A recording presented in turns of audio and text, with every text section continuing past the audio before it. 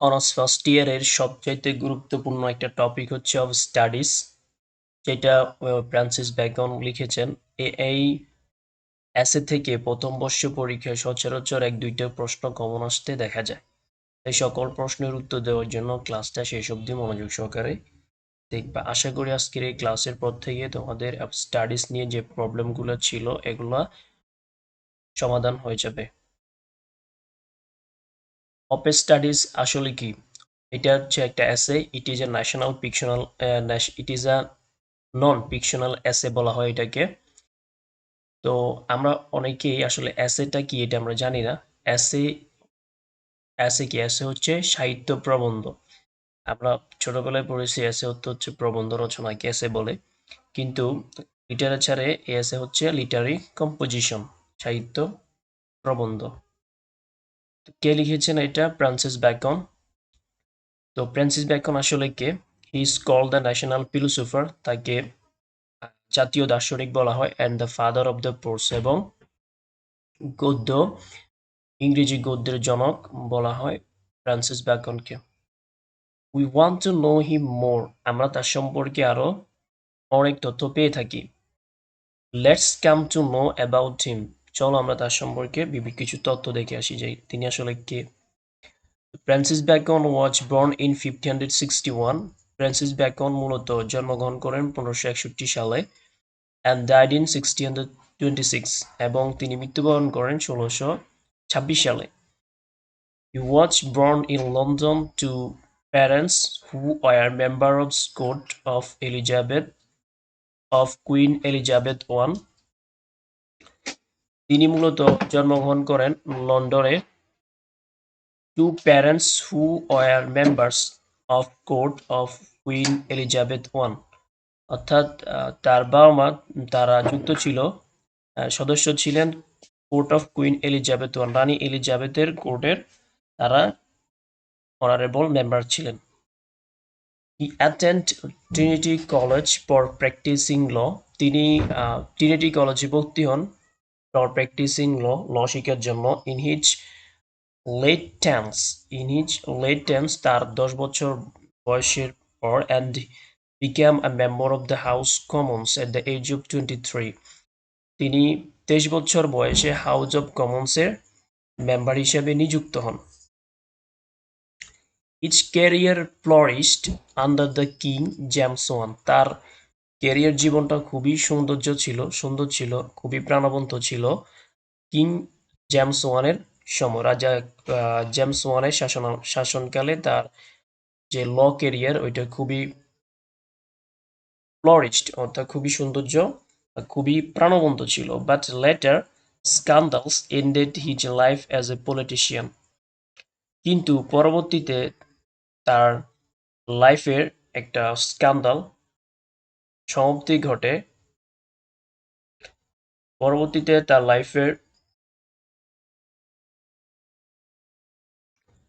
But later scandals ended his life as a politician, পরবর্তীতে তার লাইফের যে ক্যারিয়ারটা শেষ হয় পলিটিশিয়ান হিসাবে। স্ক্যান্ডালস, তা কলঙ্ক বা কেলেঙ্কারির মধ্য দিয়ে তার লাইফের পলিটিশিয়ান, যে একজন রাজনীতিবিদ হিসেবে তার লাইফটা শেষ হয়েছিল। হি পাবলিশড, তিনি প্রকাশ করেন মেনি ওয়ার্কস, অনেকগুলা এসে, but he was best known for his এসে 1597, কিন্তু তিনি তার 1597 যে এসেটা ওইটার জন্য তিনি বেশ পরিচিত ছিলেন। তো 1597 এসে হচ্ছে অব স্টাডিজ, যেটা নিয়ে আমরা এখন পড়তেছি। Why Bacon wrote of studies, কেন বেকন অফ স্টাডিজটা লিখেছেন? Bacon wrote this essay for studying, Bacon মূলত এই এসেটা লিখেছেন ফর স্টাডিং, পড়াশোনার জন্য। হি গেভ আস, তিনি আমাদেরকে দিয়েছেন ডিটেইলড ডেসক্রিপশন, একটা he gave us a detailed description why and how study knowledge is important for us, তিনি আমাদেরকে পরিপূর্ণ একটা দিক নির্দেশনা দিয়েছেন why, কেন, and how, কিভাবে study knowledge is important for us। তো কেন এবং কিভাবে পড়াশোনা জ্ঞান অর্জন করা এগুলো আমাদের জীবনের সাথে কিভাবে খুবই গুরুত্বপূর্ণ একটা ভূমিকা রাখে আমাদের লাইফে। তো সেটাই তিনি মূলত এই অফ স্টাডিজ এর মাধ্যমে আমাদেরকে বলেছেন।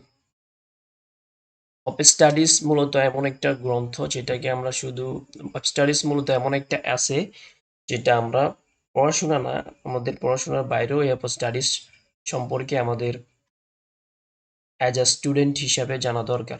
অফ স্টাডিজ খুবই সুন্দরভাবে আলোচনা করেছেন যে আমরা কোন কোন বইগুলো কিভাবে পড়ব, কেন আমাদের জ্ঞান অর্জন করা খুবই দরকার, এই টোটাল ডেসক্রিপশনটা এই অফ স্টাডিজ এর মধ্যে রয়েছে।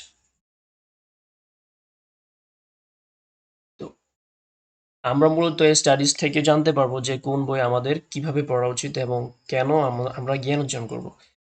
Essay of Studies is the first in the series of 10 essay published in 1597. ব্যাকনের যে 10টা এসে পাবলিশড হয়েছিল তার মধ্যে 1597-এ, তার মধ্যে খুবই গুরুত্বপূর্ণ এসে হচ্ছে অফ স্টাডিজ, খুবই ফেমাস এসে হচ্ছে ফার্স্ট এসে, প্রথম এসে হচ্ছে studies.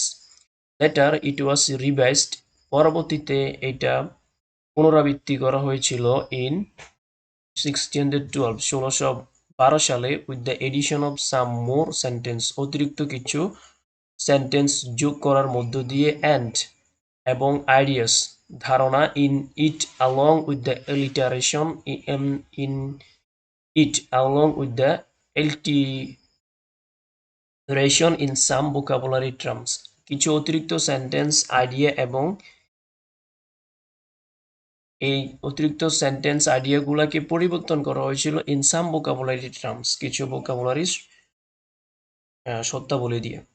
The essay is regarded as Bacon's masterpiece, the essay is regarded, এটা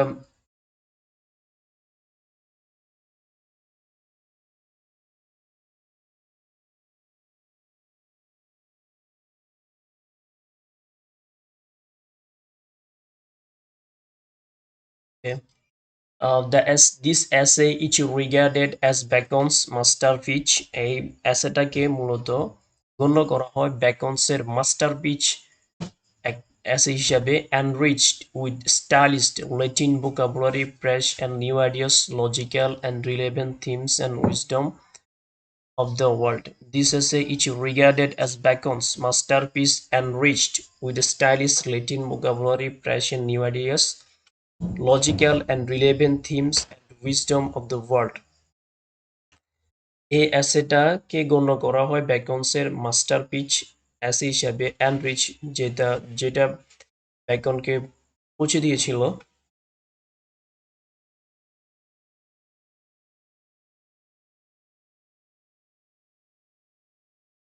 যেটা প্রসিদ্ধ ছিল উইথ স্টাইলিশ ল্যাটিন ভোকাবুলারির সাথে, ল্যাটিন ভোকাবুলারিকে সাথে নিয়ে present new ideas, logical and relevant themes, যৌক্তিক এবং প্রাসঙ্গিক বিষয়বস্তুর জন্য জ্ঞানের ওয়ার্ল্ডে, জ্ঞানের বিশ্বে যেটা কি খুবই সমৃদ্ধ হয়েছিল। ব্যাকনের এসেটা ব্যাকনকে খুবই পরিচিত করে দিয়েছিল জ্ঞানের পৃথিবীতে। ফর দিস রিজন, এই জন্যই the essay is still popular among individual of all age, এই জন্য এই এসেটা এখনো প্রত্যেক শ্রেণীর মানুষের কাছে খুবই জনপ্রিয়।